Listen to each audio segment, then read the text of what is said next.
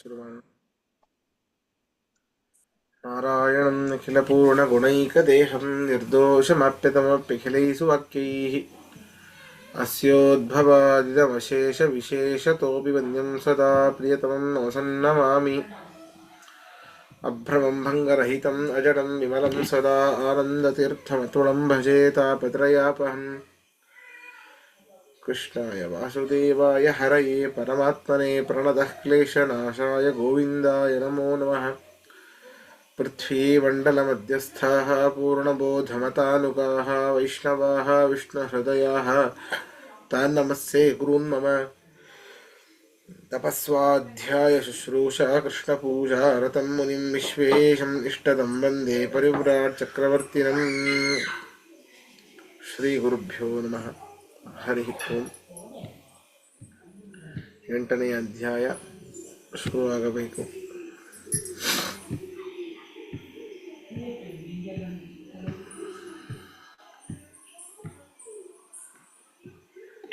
ನೋಡಿ, ಕೃಷ್ಣ ಕೊನೆಯ ಒಂದು ಶ್ಲೋಕದಲ್ಲಿ 7ನೇ ಅಧ್ಯಾಯದ ಕೊನೆಯ ಶ್ಲೋಕದಲ್ಲಿ ಹೇಳಿದ್ದ, ಸಾಧಿಭೂತಾಧಿದೈವಂ ಮಾಂ ಸಾಧಿಯಜ್ಞಂ ಚ ಯೇ ವಿದುಃ ಪ್ರಯಾಣ ಕಾಲೇ ಪಿಚ ಮಾಂ ತೇ ವಿದುರ್ ಯುಕ್ತಚೇತಸಃ.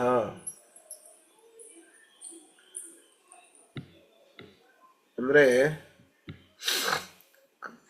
ಈ ರೀತಿ ಎಲ್ಲ ಹೇಳಿದಾಗ ನಿಮಗೂ ಪ್ರಶ್ನೆ ಬಂತು, ಅರ್ಜುನಿಗೆ ಬರುವ ಹಾಗೆ, ಏನಿದು ಅಧಿಭೂತ ಅಂದ್ರೆ ಏನು, ಅಧಿದೈವ ಅಂದ್ರೆ ಏನು, ಅಧಿಯಜ್ಞ ಅಂದ್ರೆ ಏನು ಅಂತ ನಿಮಗೂ ಪ್ರಶ್ನೆ ಬಂತು. ಅದಕ್ಕೆ ಈಗ ಕೃಷ್ಣ ಪರಮಾತ್ಮ ಹೇಳ್ತಾ ಇದ್ದಾನೆ ಇದರಲ್ಲಿ, ಏನಿದು, ಎಲ್ಲರೂ ಕೂಡ ಬ್ರಹ್ಮನನ್ನ ಹೊಂದುತ್ತಾರೆ ಅಂತ ಹೇಳಿದ್ರು. ಇನ್ನೊಂದು ಪ್ರಶ್ನೆ ಬಂದಿತ್ತು ಹಿಂದೆ, ಕೃಷ್ಣನೇ ಬ್ರಹ್ಮ ಅಂತಿರಬೇಕಾದ್ರೆ ನನ್ನನ್ನೇ ಹೊಂದುತ್ತಾರೆ ಅಂತ ಹೇಳಬಹುದಿತ್ತು, ಬ್ರಹ್ಮನನ್ನ ಹೊಂದುತ್ತಾರೆ ಅಂತ ಅಲ್ಲೂ ಬಿಟ್ಟಿದ್ದ. ಈಗ ಬ್ರಹ್ಮ ಅಂದ್ರೆ ಯಾರು, ಅಧ್ಯಾತ್ಮ ಅಂದ್ರೆ ಯಾರು, ಅಧಿಯಜ್ಞ ಅಂದ್ರೆ ಏನು, ಅಧಿಯಜ್ಞ ಅಂದ್ರೆ ಯಾರು, ಅಷ್ಟೇ ಅಲ್ಲ ಅಧಿದೈವ ಅಂದ್ರೆ ಯಾರು ಅಂತ ಎಲ್ಲಕ್ಕೂ ಉತ್ತರ ಕ್ರಮೇಣ ಕೊಡ್ತಾ ಹೋಗ್ತಾ ಇದ್ದಾನೆ. ಅರ್ಜುನ ಉವಾಚ ಕಿಂ ತದ್ ಬ್ರಹ್ಮ ಕಿಮಧ್ಯಾತ್ಮಂ ಕಿಂ ಕರ್ಮ ಪುರುಷೋತ್ತಮ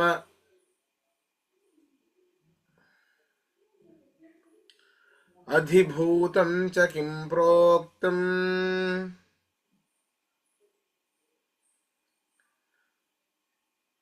ಅಧಿದೈವಂ ಕಿಮುಚ್ಯತೆ. ಅಧಿಯಜ್ಞಃ ಕಥಂ ಕೋತ್ರ ದೇಹೇಸ್ಮಿನ್ ಮಧುಸೂದನ ಪ್ರಯಾಣ ಕಾಲೇ ಚ ಕಥಂ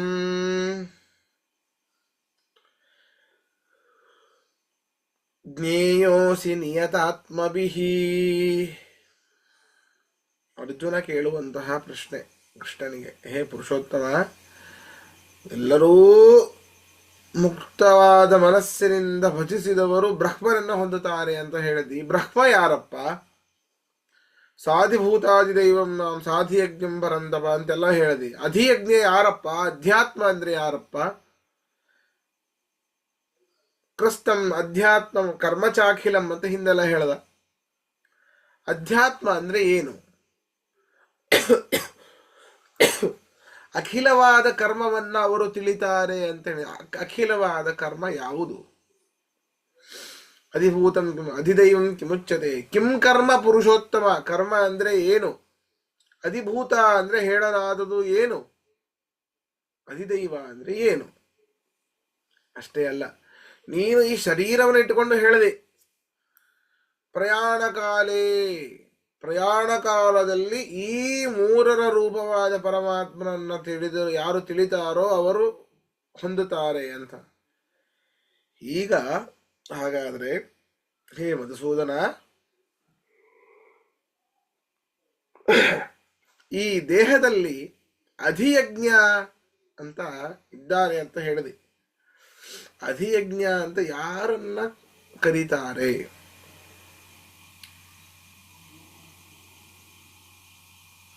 ತಮ್ಮ ಮನಸ್ಸನ್ನ ನಿಯಂತ್ರಿಸುವವರು ಅಂತ್ಯಕಾಲದಲ್ಲಿ ನಿನ್ನನ್ನು ಹೇಗೆ ಸ್ಮರಣೆ ಮಾಡಬೇಕು. ನಮಗೆ ಇವೆಲ್ಲ ಬಿಟ್ಟು ಬಿಡಿ, ಬ್ರಹ್ಮ ಯಾರು, ಅದು ಯಾರು ಸ್ವಲ್ಪ ಗೊತ್ತಿರಲಿ.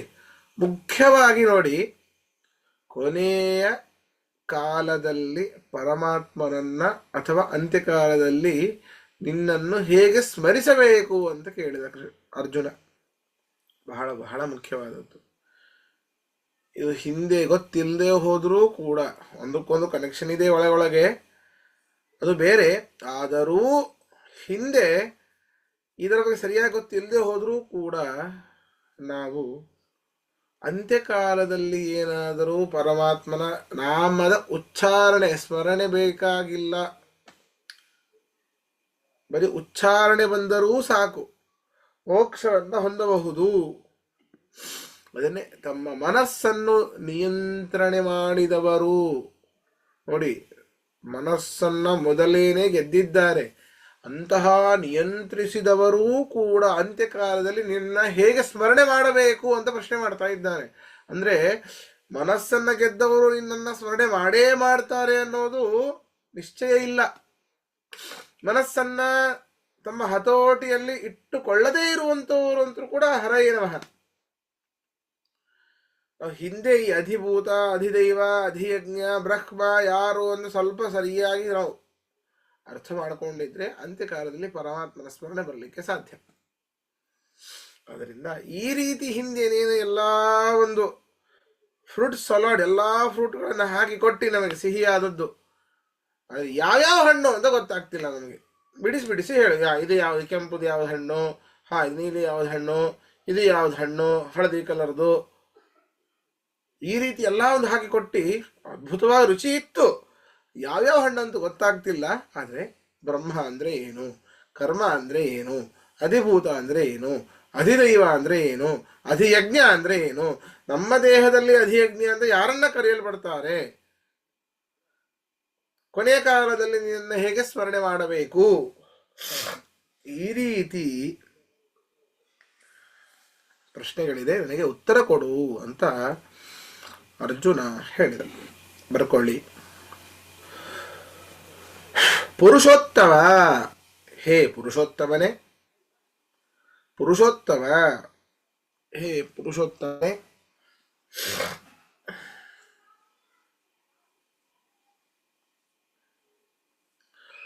ಕಿಂ ತದ್ಬ್ರಹ್ಮ, ಕಿಂ ತದ್ಬ್ರಹ್ಮ, ಆ ಬ್ರಹ್ಮ ಯಾವುದು, ಕಿಂ ತದ್ಬ್ರಹ್ಮ, ಆ ಬ್ರಹ್ಮ ಯಾವುದು. ನೋಡಿ, ನಿಮಗೆಲ್ಲೊಂದು ಪ್ರಶ್ನೆ ಬರ್ತಿರಬಹುದು, ಬ್ರಹ್ಮ ಯಾರು ಅಂತ ಕೇಳಬೇಕು, ಬ್ರಹ್ಮ ಯಾವುದು ಅಂತ ಕೇಳೋದೇನು?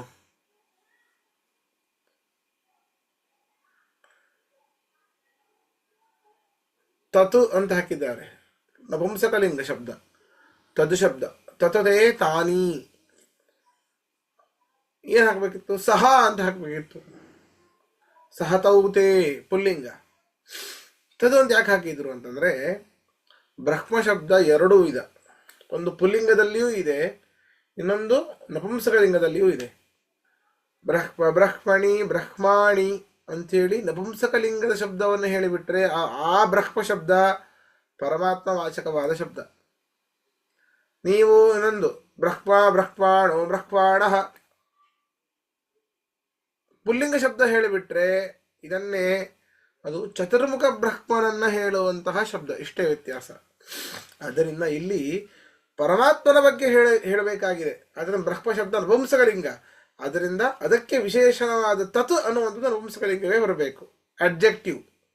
ಅದರಿಂದ ಕಿಂ ತತ್ ಬ್ರಹ್ಮ, ಆ ಬ್ರಹ್ಮ ಯಾವುದು? ಕಿಂ ಅಧ್ಯಾತ್ಮಂ, ಅಧ್ಯಾತ್ಮವೆಂದರೇನು? ಕಿಂ ಅಧ್ಯಾತ್ಮಂ, ಅಧ್ಯಾತ್ಮವೆಂದರೇನು? ಕಿಂ ಕರ್ಮ, ಕರ್ಮ ಯಾವುದು? ಅಯ್ಯೋ ನನ್ನ ಕರ್ಮ ಅಂತಿರ್ತೀರಲ್ಲ, ಈಗ ಹೇಳ್ತಾರೆ ಕರ್ಮ ನಿಜವಾದ ಯಾರು ಅಂತ ಗೊತ್ತಾದ್ಮೇಲೆ ಹಾಗನ್ಬಾರ್ದು ಅನ್ನೋದು ಗೊತ್ತಾಗುತ್ತೆ. ಕಿಂ ಕರ್ಮ, ಕರ್ಮ ಯಾವುದು? ಅಧಿಭೂತಂ ಚ,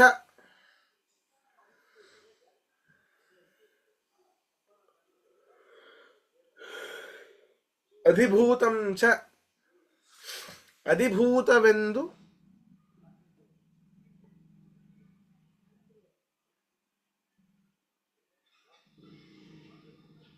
ಕಿಂ ಪ್ರೋಕ್ತಂ, ಹೇಳಲ್ಪಡುವುದು ಏನು?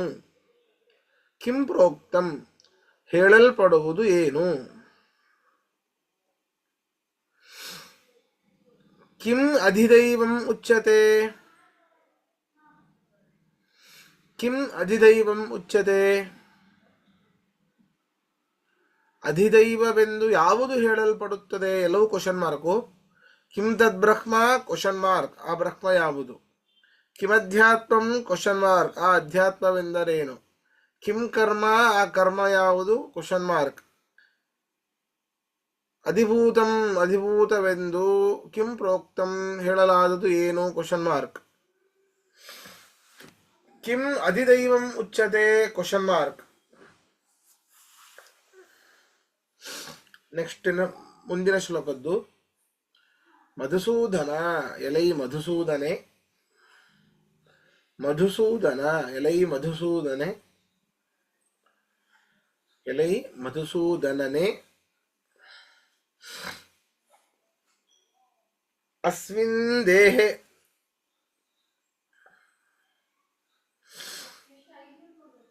ಅಸ್ಮಿನ್ ದೇಹೆ, ಅತ್ರ, ಅಸ್ಮಿನ್ ದೇಹೆ ಅತ್ರ, ಈ ದೇಹದಲ್ಲಿ, ಈ ದೇಹದಲ್ಲಿ, ಅಧಿಯಜ್ಞ, ಅಧಿಯಜ್ಞನೆಂದು, ಅಧಿಯಜ್ಞ, ಅಧಿಯಜ್ಞನೆಂದು,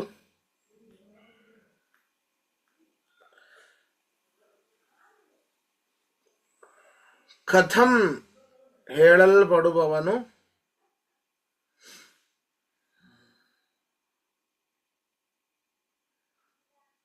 ಕಥಂ, ಹೇಳಲ್ಪಡುವವನು, ಕಹ, ಯಾರು, ಕಹ, ಯಾರು,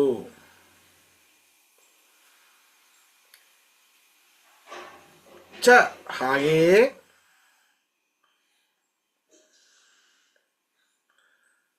ಅದೇನು ಬೇಡ, ಚ ಏನು ಬೇಡ, ಕ್ಷಮಿಸಿ. ನಿಯತಾತ್ಮಭಿಹಿ,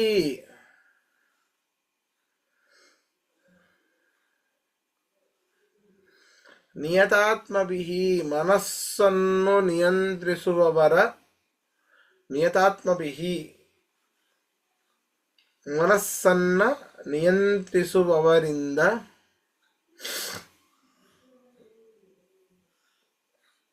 ಮನಸ್ಸನ್ನು ನಿಯಂತ್ರಿಸುವವರಿಂದ, ಯಾರ ಮನಸ್ಸು? ಬೇರೆಯವ್ರದಲ್ಲ, ತಮ್ಮ ಮನಸ್ಸನ್ನು ಅಂತ ಬರ್ಕೊಳ್ಳಿ. ತಮ್ಮ ಮನಸ್ಸನ್ನು ನಿಯಂತ್ರಿಸುವವರಿಂದ,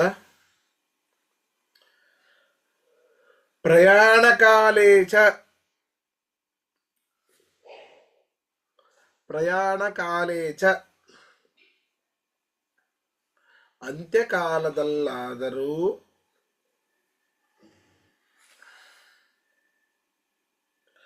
ಅಂತ್ಯಕಾಲದಲ್ಲಾದರೂ, ಕಥಂ ಜ್ಞೇಯಃ ಅಸಿ, ಕಥಂ ಜ್ಞೇಯಃ ಅಸಿ,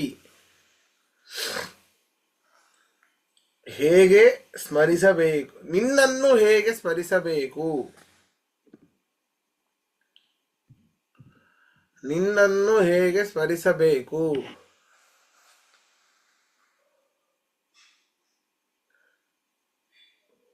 ಇದಕ್ಕೂ ಕ್ವಶನ್ ಮಾರ್ಕ್. ಪ್ರಶ್ನೆ ಇದ್ರೆ ಕೇಳಿ.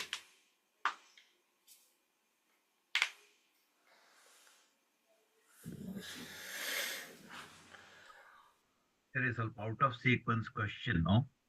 ಹಾ, ಅಂತಕಾಲೆ, ಹಾ, ಅದನ್ನ ಎರಡ್ ತರ ಇಂಟರ್ಪ್ರೆಟ್ ಮಾಡ್ಬೋದು.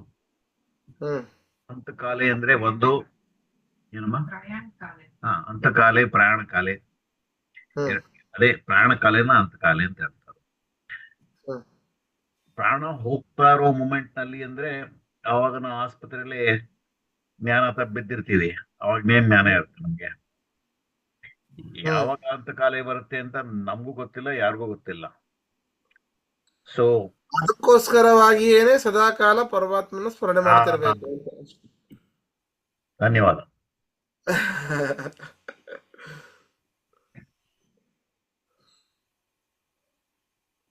ಆಚಾರ್ಯ ರೀಸೆಂಟ್ ಟೈಮ್ ಇನ್ಸಿಡೆಂಟ್ ನಲ್ಲಿ ಎಷ್ಟು ನಿಜ ಎಷ್ಟು ಸುಳ್ಳು ಗೊತ್ತಿಲ್ಲ, ಹಾ ಬಟ್ ನಾನು ಕೇಳ್ಪಟ್ಟಿರೋದ್ರಲ್ಲಿ ಗಾಂಧೀಜಿಗೆ ಬುಲೆಟ್ ಹೊಡೆದಾಗ ಅವ್ರದ್ದು ಲಾಸ್ಟ್ ವರ್ಡ್ ಹೇ ರಾಮ್ ಅಂತಿತ್ತು ಅಂತ. ಹಾ ಹಾ ಹಾ ಆ ಬುಲೆಟ್ ನೋವ್ನಲ್ಲೂ ದೇವ್ರನ್ನ ನೆನೆಸ್ಕೊಳಕ್ ಆಗಿದ್ರಿಂದ ಹ್ಮ್ ಏನೋ ಅದೊಂದು ಎಕ್ಸಾಂಪಲ್ ಅಂತ ಕೆಲವು ಕಡೆ ಕೇಳಿದ್ದೀನಿ. ಅದು ಆಬ್ವಿಯಸ್ಲಿ ನಾವು ಇರ್ಲಿಲ್ಲ ಅಲ್ಲಿ ಕೇಳಿಸ್ಕೊಳ್ಳೋದಿಕ್ಕೆ. ಹ್ಮ್ ಹ್ಮ್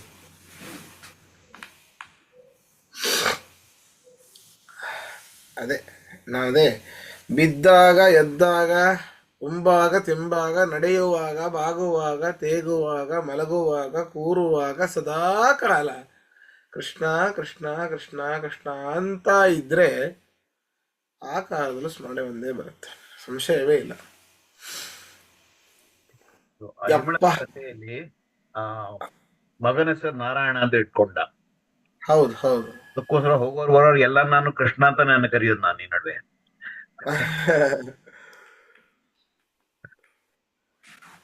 ಅದಕ್ಕೆ ಮಕ್ಕಳ ಹೆಸರನ್ನ ಪರಮಾತ್ಮ, ನಮ್ಮ ವಿಷ್ಣು ಸಹಸ್ರನಾಮ ಎಷ್ಟು ಬೇಕು, 1000 ನಾಮಗಳು, ಯಾವುದಾದ್ರು ಒಂದು ಹೆಸರಿಡಿ.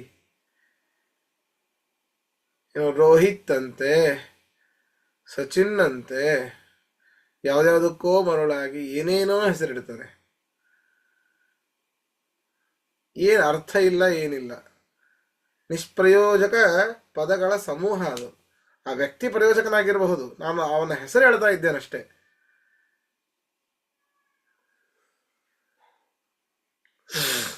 ಆದ್ದರಿಂದ ಸರಿಯಾದ ಒಂದು, ಯಾರಾದರೂ ಕೇಳಿದ್ರೆ ನಮ್ಮ ಮಕ್ಕಳಿಗೇನೆ ಯಾರಾದರೂ ಬಂದು ಕೇಳಿದ್ರೆ ಏನಪ್ಪ ನಿನ್ನ ಹೆಸರು, ಅವರೇನು ಹೇಳ್ಬಿಡ್ತಾರೆ, ಅರ್ಥ ಏನೋ ಗೊತ್ತಿಲ್ಲ, ಯಾಕೆ ಇಟ್ಕೊಂಡಿ ಅಂತ ಕೇಳಬೇಕು ಅವರಿಗೆ. ಹೆಸರನ್ನ ಯಾರಿಟ್ಟಿದ್ದು, ತಂದೆ ತಾಯಿ ಕೇಳ್ಕೊಂಬ, ಅವ್ರಿಗೂ ಗೊತ್ತಿರೋದಿಲ್ಲ, ಯಾರೋ ಏನೋ ಹೇಳಿರ್ತಾರೆ ಇಟ್ಬಿಟ್ಟಿರ್ತಾರೆ. ಆಚಾರ್ಯ, ಅದಕ್ಕೆ ಅದಕ್ಕೇನೆ ಬಹಳಷ್ಟು ಕಡೆ, ಈಗ ನನಗೆ ಬೇರೆಯವ್ರದ್ದು ಗೊತ್ತಿಲ್ಲ, ನಾವು ಹೋಗಿದ್ದು ಎಲ್ಲ ಕಡೆ ಮ್ಯಾನೇಜ್ಮೆಂಟ್ ಟ್ರೈನಿಂಗ್ ನಲ್ಲಿ ಫಸ್ಟ್ ಐಸ್ ಬ್ರೇಕಿಂಗ್ ಸೆರೆಮನಿ ಅಂತ ಮಾಡ್ತಾರೆ. ಅವಾಗ ನಾವು ನಾನು ಯಾರು, ನನ್ನ ಹೆಸರೇನು ಹೇಳ್ಬೇಕು, ನನ್ನ ಬ್ಯಾಕ್ ಗ್ರೌಂಡ್, ನಾನು ಪೂರ್ತಿ ನನ್ನನ್ನ ಇಂಟ್ರೊಡ್ಯೂಸ್ ಮಾಡ್ಕೋಬೇಕು. ಹಾಗೆ ಇಂಟ್ರೊಡ್ಯೂಸ್ ಮಾಡ್ಕೋಬೇಕಾದ್ರೆ ನಾವು ನಮ್ಮ ಇನಿಷಿಯಲ್ಸ್ ಹೇಳಿದ್ರೆ, ಆ ಇನಿಷಿಯಲ್ಸ್ ಇವಾಗ ನಂದು HS ಅಂತಂದ್ರೆ ಹೊಳೆ ನರಸೀಪುರ ಶ್ಯಾಮರಾವ್ ಪಣಿರಾಜ್ ಅಂತ ಬರುತ್ತೆ. ಪಣಿರಾಜ್ ಅಂದ್ರೆ ಅರ್ಥ ಏನು, ಶ್ಯಾಮರಾವ್ ಅಂದ್ರೆ ಅರ್ಥ ಏನು, ಹೊಳೆ ನರಸೀಪುರ ಊರ ಹೆಸರು, ಆ ಊರಿಗೆ ಯಾಕೆ ಬಂತು ಹೆಸರು, ಆ ಊರಲ್ಲಿ ಏನೇನಿದೆ, ಇಷ್ಟು ಹೇಳ್ಬೇಕು. ಅಂದ್ರೆ ಅಲ್ಲಿಗೆ ನಮಗೆ ಅರ್ಥ ಗೊತ್ತಿರ್ಲೇಬೇಕು ಅಂತ ಅದು ಒಂದು ಇದೆ. ಅದು ಹಾಗಿರೋದ್ರಿಂದ ನಮ್ಗಳಿಗೆ ಹೇಳ್ಕೊಟ್ಟಿರೋದ್ರಿಂದ ನಮಗೆ ಗೊತ್ತಾಗತ್ತೆ, ಹೌದಲ್ಲ ಅಂತ. ಅಲ್ಲೂ ಕೂಡ ಇದೆ ಅಂತ. ಈ ನಾವು ಊರ ಹೆಸರು ಬೇಕಾಗಿಲ್ಲ, ತಂದೆ ಹೆಸರು ಓಕೆ ಗೊತ್ತಿದ್ರೆ ಒಳ್ಳೇದು, ನಮ್ಮ ಹೆಸರೇ ನಮ್ಗೆ ಗೊತ್ತಿರಲಿಲ್ಲ ಆದ್ರೆ ಹೇಳಿ ಅದರ ನಮ್ಮ ಹೆಸರಿನ ಅರ್ಥನೂ ಬೇಕು ಆಚಾರ್ಯ, ಹೇಳ್ಬೇಕು, ಹೆಸರ ಅರ್ಥ ಹೇಳ್ಬೇಕು. ಮುಖ್ಯ, ವೈ ಇಟ್ ಸ್ಟ್ಯಾಂಡ್ಸ್ ಫಾರ್ ಅಂತ, ಅದ್ ಯಾತಿಕೆ ಆ ಹೆಸರಿಟ್ಟಿದ್ದಾರೆ, ಅದ್ರ ಬ್ಯಾಕ್ ಗ್ರೌಂಡ್ ಏನು ಎಲ್ಲ ಹೇಳ್ಬೇಕು. ಅವಾಗ ಅಲ್ಲಿ ಹೇಳ್ಬೇಕು ಅಂತ ಹೇಳಿ ನಾವು ತಿಳ್ಕೊಂಡಿರೋಂಗಿದೆ ಈಗ. ಹೌದು ಹೌದು ಹೌದು.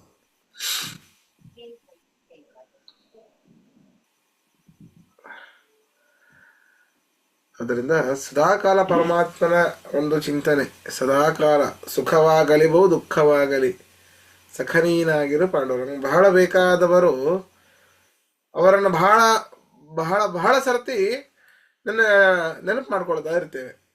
ಆದ್ದರಿಂದ ನೀನೇ ಸಖನಾಗಿ ಬಿಟ್ರೆ ನಿಮಗೇನು ಸದಾಕಾಲ ಇನ್ನೂ ನಾಮಸ್ಮರಣೆಯೇ ಆಗ್ತಾನೇ ಇರಲಿ. ವಯಸ್ಸಾಗಿದೆ, ಮುಪ್ಪು ಬಂದಿದೆ ಅಂತ ಹೇಳಿ ಸಾವು ಬರುತ್ತೆ ಅಂತ ಅರ್ಥ ಅಲ್ಲ. ಯೌವನದಲ್ಲಿದ್ದಾನೆ, ಸಾವು ಬರೋದಿಲ್ಲವೇ ಅಂತ ಅರ್ಥ ಇಲ್ಲ. ಹಂಗೇನ ದೂರ ಇದೆ ಅಂತ ಕಲ್ಪನೆ ಮಾಡ್ಕೊಳ್ಳೋದು ತಪ್ಪು. ಸಾವು ಯಾವಾಗ ಬೇಕಾದರೂ ಬರಬಹುದು. ಅದರಿಂದ ಸದಾಕಾಲ ಪರಮಾತ್ಮನ ಒಂದು ಚಿಂತನೆಯಲ್ಲಿ ಏನೂ ಬೇಡ. ಹರಿನಾರಾಯಣ ಹರಿನಾರಾಯಣ, ಶ್ರೀಕೃಷ್ಣಾಯ ನಮಃ ಶ್ರೀಕೃಷ್ಣಾಯ ನಮಃ. ಇಷ್ಟ ಹೇಳಿಕೆ ಎಷ್ಟು ಬೇಕು, ಎಷ್ಟೊತ್ತು ಬೇಕು, ಎಷ್ಟು ಖರ್ಚಾದೀತು, ನಮ್ಮ ಬಾಡಿಯಲ್ಲಿ ಎಷ್ಟು ಕ್ಯಾಲರೀಸ್ ಬರ್ನ್ ಆದೀತು ಹೇಳಿ.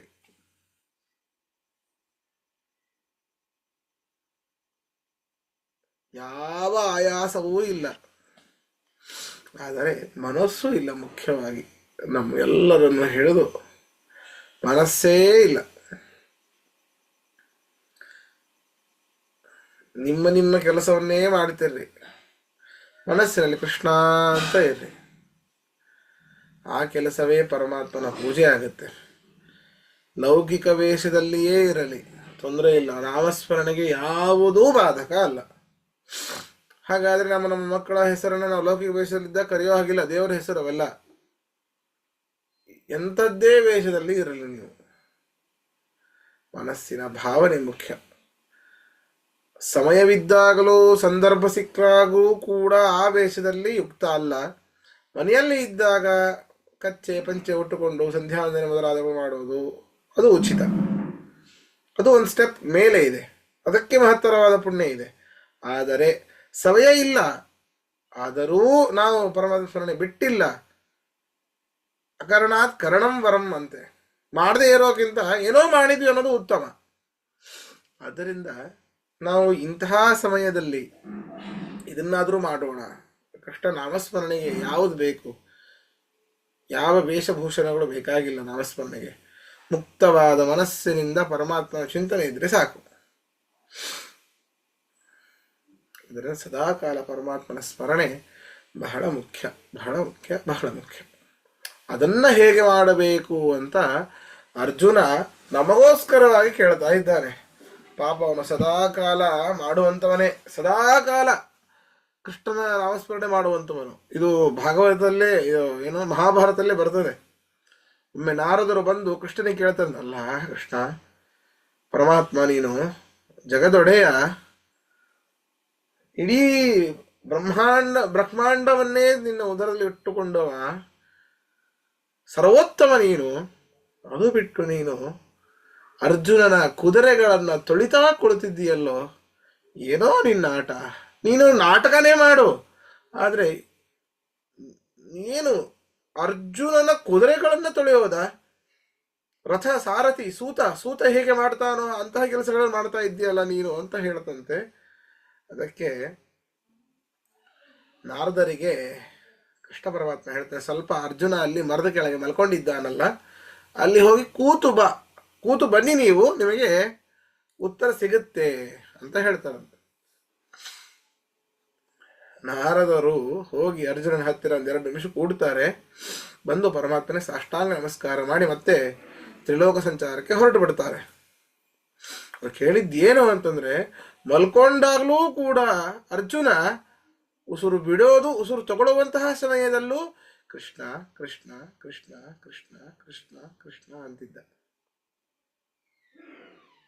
ಅದರಿಂದ ಭಕ್ತ ಪರಾಧೀನ.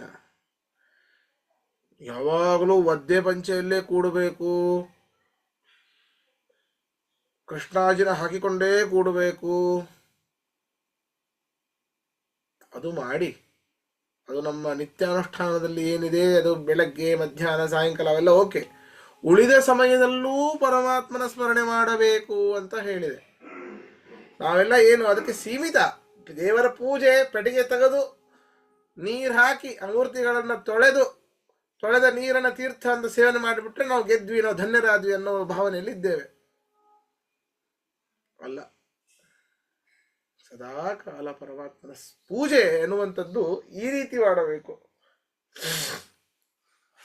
ಅಂತ ಆ ಒಂದು ಅರ್ಜುನನ ಕೃಷ್ಣನ ನಾಮಸ್ಮರಣೆಯನ್ನು ಕೇಳಿ ನಾರದರು ಬೆರಗಾಗಿ ಕೃಷ್ಣನಿಗೆ ಒಂದು ನಮಸ್ಕಾರ ಮಾಡಿದರಂತೆ. ಅಂದ್ರೆ ಭಕ್ತ ಪರಾಧೀನ ಕೃಷ್ಣ ಏನು ಬೇಕಾದರೂ ಮಾಡಲಿಕ್ಕೆ ರೆಡಿ ಇರ್ತಾನೆ ತನ್ನ ಭಕ್ತರಿಗೋಸ್ಕರ. ಏನು ಬೇಕಾದರೂ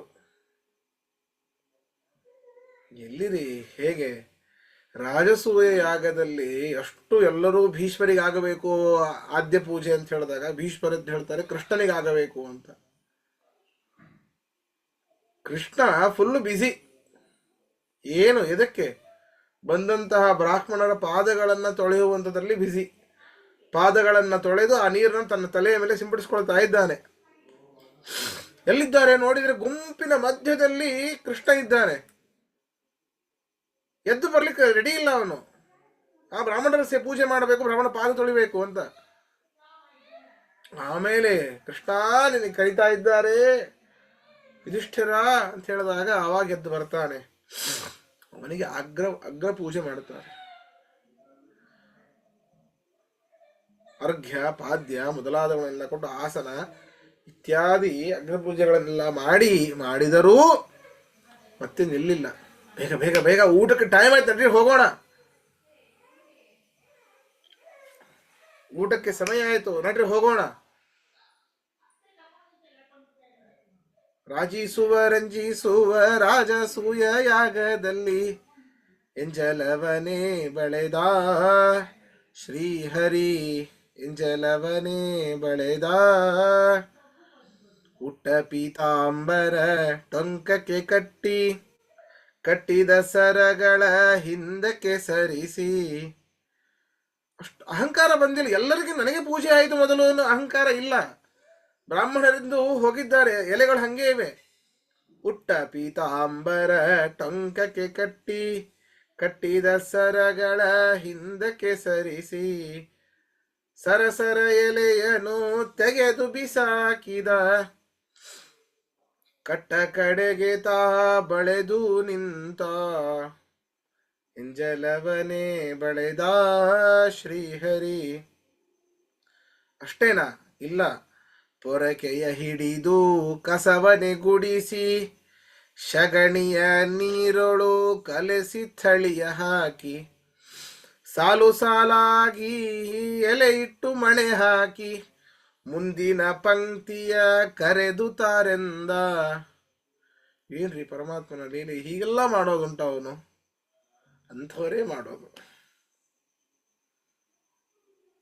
ನಮಗೆ ದುರಹಂಕಾರ. ನಾವು ಎಲೆ ತೆಗಿಬೇಕಾ? ಬೇಡ. ಅದರಿಂದಲೇ ಉದ್ಧಾರ. ಒಂದು ಸರ್ತಿ ಆ ಒಂದು ಕೆಲಸಗಳನ್ನ ಮಾಡಿದರೆ ಎಂತಹ ಮನಸ್ಸು ಹಗುರವಾಗುತ್ತೆ ಅಂತಂದ್ರೆ, ನನ್ನದು ಅಂಥದ್ದು ಏನಿದೆ ಈ ಜಗತ್ತಿನಲ್ಲಿ? ಯಾವುದೂ ಇಲ್ಲ. ನನ್ನದು ಅಂಥದ್ದು ಯಾವುದೂ ಇಲ್ಲ. ನನ್ನವರು ಕೂಡ ಯಾರೂ ಅಲ್ಲ. ಇವರು ಕ್ಷಣಿಕ ಇರೋ ತನಕ ಅಷ್ಟೆ. ಯಾವುದಾದ್ರೂ ಆರಾಧನೆ ಇರಲಿ, ಅವರು ಆಹ್ವಾನ ಕೊಡ್ಲಿ ಬಿಡ್ಲಿ, ಎಲೆ ಎತ್ತಲಿಕ್ಕಾದ್ರೂ ಹೋಗೋಣ ನಾವು. ಯಾರು ಏನ್ ತಿಳ್ಕೋತಾರೆ ನಮ್ಗೆ ಬೇಕಾಗೇ ಇಲ್ಲ. ನಮ್ದು ಏನ್ ಸ್ಟೇಟಸ್ಸು ಅದು ಇದು ಬೇಕಾಗೇ ಇಲ್ಲ.